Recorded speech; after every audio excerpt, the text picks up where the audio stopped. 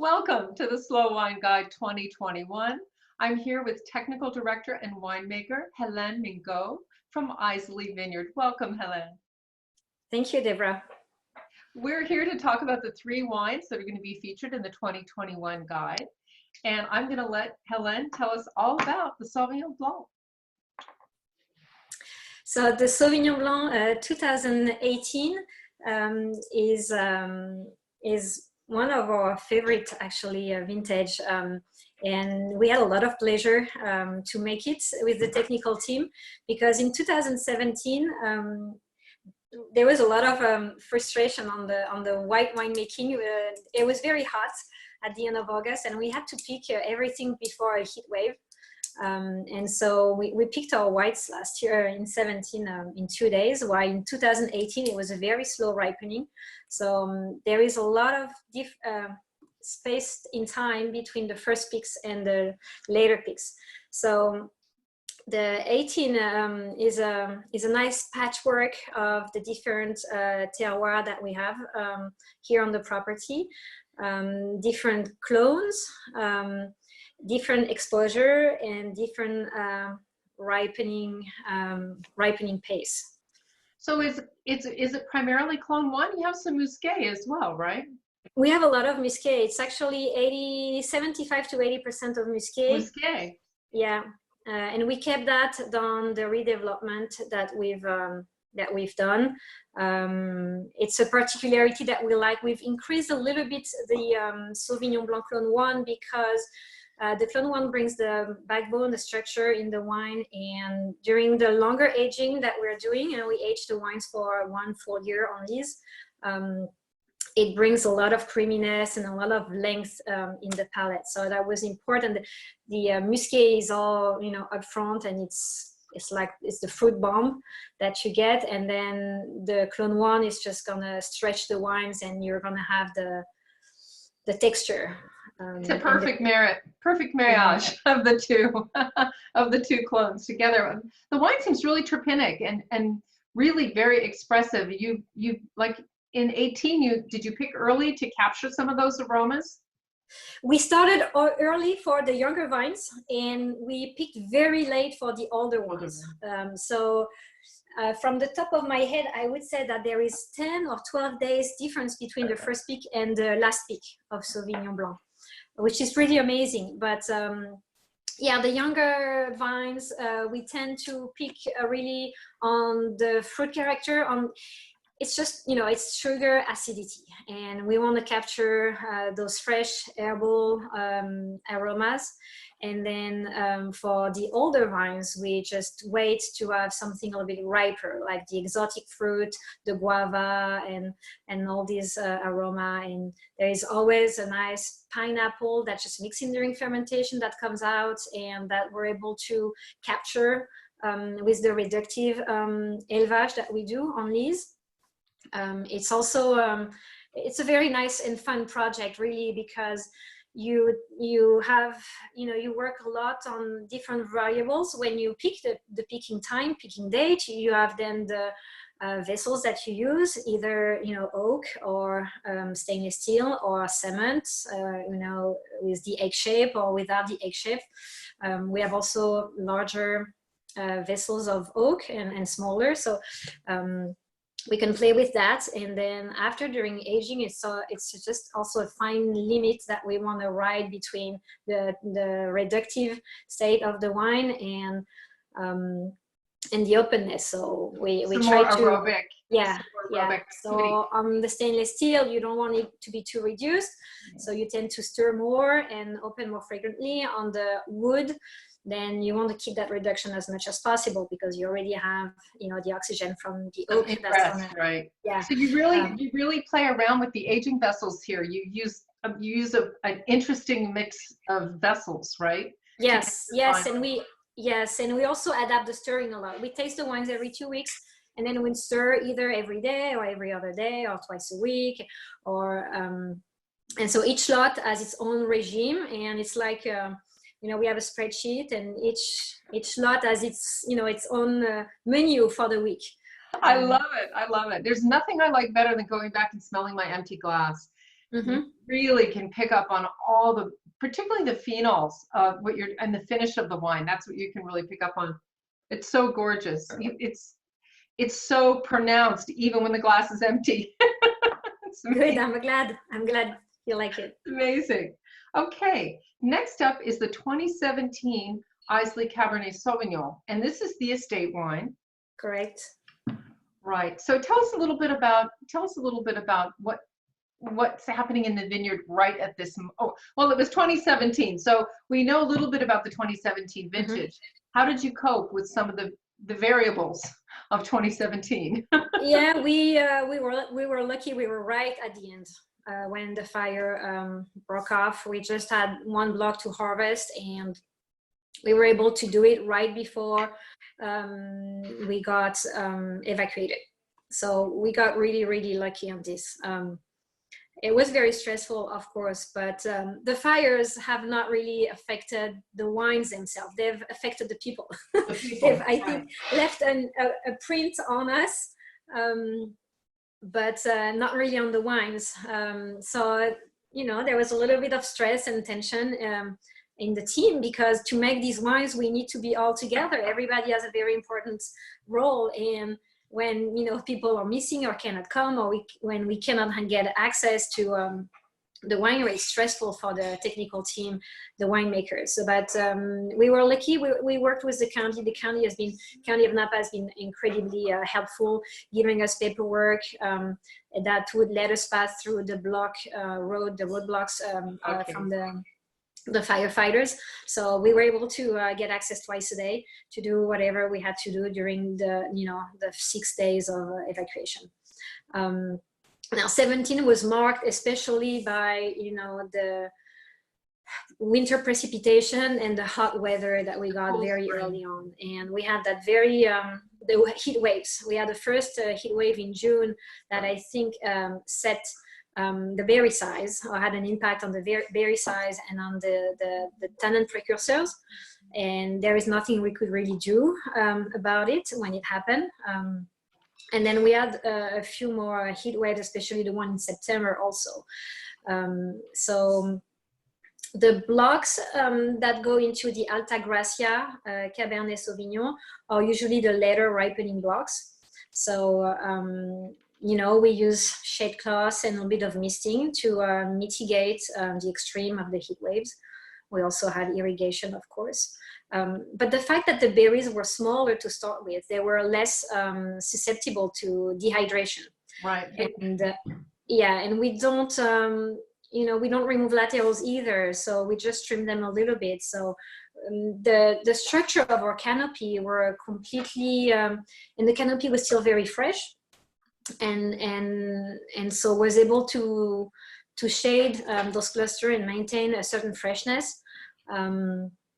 So it worked out well. We were actually very pleased with all the work we had implemented in the vineyard in 2017, because we felt like it was really rewarding, and we were very happy with the fruit. We had great concentration in 2017. The wine is showing really very well. There's quite a bit of grip here on the finish of the wine. And you certainly would expect that those tannins will polymerize a little bit over time. This is definitely a wine. It's certainly showing beautiful varietal typicity. You know right away you're drinking, you know, a Cabernet dominant wine, which is really important. It's a wine that gives us a little bit of concerns during aging, because there was always an austerity to the 2017 Cabernets, and sometimes it was hard to understand or to see where it was going. We knew as a winemaker because we've tasted the fruit. So when you taste the fruit, you know what the wine's going to become. But it was just not showing. It was not showing what we were expecting, what we usually expect. And we've extended the aging a little bit. So the 2017 got the bottle a little bit later for that reason. Okay, so it had more barrel at the time. 22 months, yeah. Mm-hmm. Yeah, 22 months. Oh, that's an important point of note for sure. Mm-hmm. So the barrel regime there, I certainly taste some delicious secondary characters. Do you have a preference or a particular type of barrel regime for the estate wine? So both wines are estate wines. I mean, there is a little bit of purchased fruit for the Altagracia, but we, it's difficult for us in the United States compared to our friends in Bordeaux or in France, because they can buy their barrels in July or August, depending on what they have and what they're going to harvest. We have to order them in April to get them in August. So we tend to buy a wide range. So there are 10 to 12 typology of barrels that we really like, and we buy all of them, and we often use 2/3 or even 60% of what we buy, because we cherry pick what will fit best with the wines that we have. So it's hard to talk about the wood treatment without going really into details, and if I go into the details, it's going to take us hours. But it's mostly there is no high toast, there is very little M+, it's mostly medium toast. Toast. And we prefer to partner with coopers and have only 3 or 4 coopers and partner with them in research and development on one topics. With some cooper, it's the grain selection. With some other, is the toast level and toast protocols. With some others, it's the drying, the seasoning of the staves. Mm-hmm. Yeah, we'd rather work with partners that understand what we need and are working with us to get where we want to go, rather than buying 10 or 15 different coopers and make a mix. So yeah, we adapt.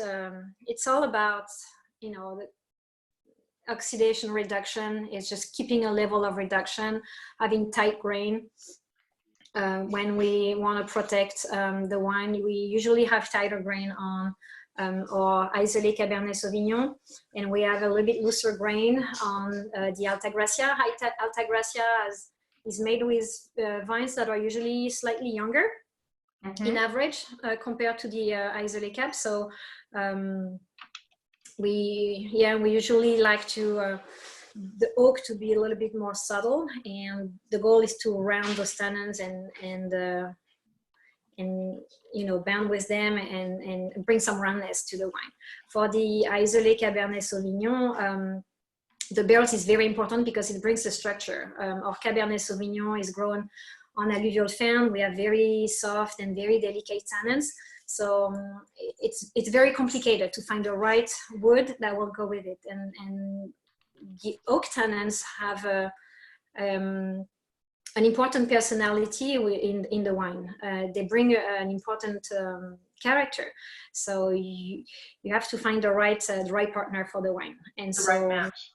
Yeah, and that's been the results of 3 or 4 years of research, and we think we have found really what works with those Cabernet tannins of the alluvial fan. So I won't tell you exactly all of the details, but okay, it's great. So that's a good segue to talk about the Altagracia, which was awarded as a great wine by the 2020 guide. Congratulations on that. And this is the 2017 vintage, and I know well how distinctly different the vineyards for Altagracia are, but let's talk about that. Tell us a little bit about what differentiates the fruit for Altagracia. Right. So the Cabernet Eisele is grown on the alluvial fan, so we have very deep soil with a lot of gravels and sand, but also a depth and an incredible interaction between the vines and the soils because of the deep roots that the vines are able to grow. So on the Altagracia, on the Eisele Cabernet, whatever the weather conditions are, the vines always find some water somewhere, and they are not water stressed until very late in the season. We never need to irrigate before veraison, for example. On the Altagracia side, it's a little bit more technical. We have to watch and we have to do a lot of monitoring, a lot of observation, because it's on the hillside, and so in the middle it's fairly deep. On the top, it's more shallow, so we tend to have an early onset of stress, and we need to be able to relieve that stress, because a stress that is too early can create a blockage in the tannins, and very greedy and dusty or rough tannins, rustic tannins. And on the bottom, what's difficult is that the bottom, the vines are in the water for a long time, all spring, and then all of a sudden it's the summer, so there is this abundance of water, and then all of a sudden the water disappear, and also the texture of the clay makes it very hard for them to for these clays to or loam to rehydrate also. So it's been a learning curve also, and we've also got a chance to uproot what was virus and eliminated really the blocks that didn't bring enough precision and were bringing the wine down. So eliminating those blocks have already helped the wines per se, and then working with more precision block by block on all the different forming techniques, working a lot more with cover crops. The property was mostly under no-till regime, so there was not a lot of vigor. So by tilling and cover cropping, we brought back a little bit more vigor that helps the vines also resist the diseases, resist the heat spells, resist all the extreme and the adversity of their lives. So and also it's important. The adversity that might come from farming biodynamically, Well, we are very lucky in terms of pests and fungus. We don't have a high pressure here. We do very few application. I think we might apply 4 sulfur a year, a little bit of oil at the beginning of the season, and that's it. So pest and disease control, it's really not it's not our focus, but because we're not focused on that, we can focus on other things, and that's the beauty of our job here, is that we have it easy on that side. Oh, well, that's good news. That's very good news.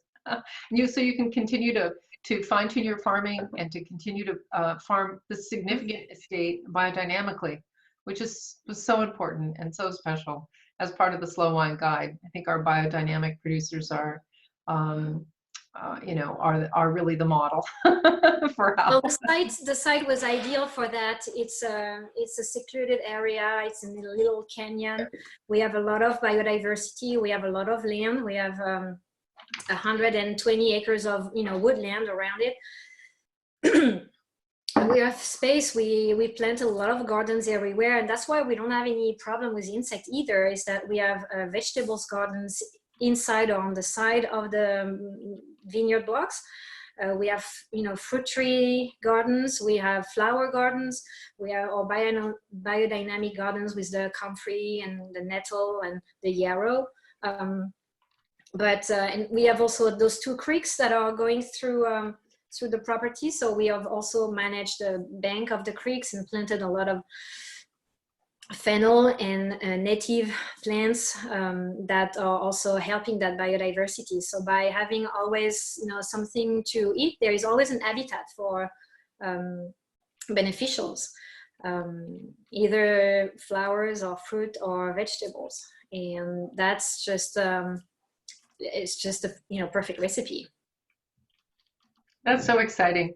I can't thank you enough. The wines are showing so beautifully today. Thank you for sharing them with me and for sharing time with the readers of the Slow Wine Guide. Thanks, Helene. Thank you for having me. You're welcome. Bye. Bye.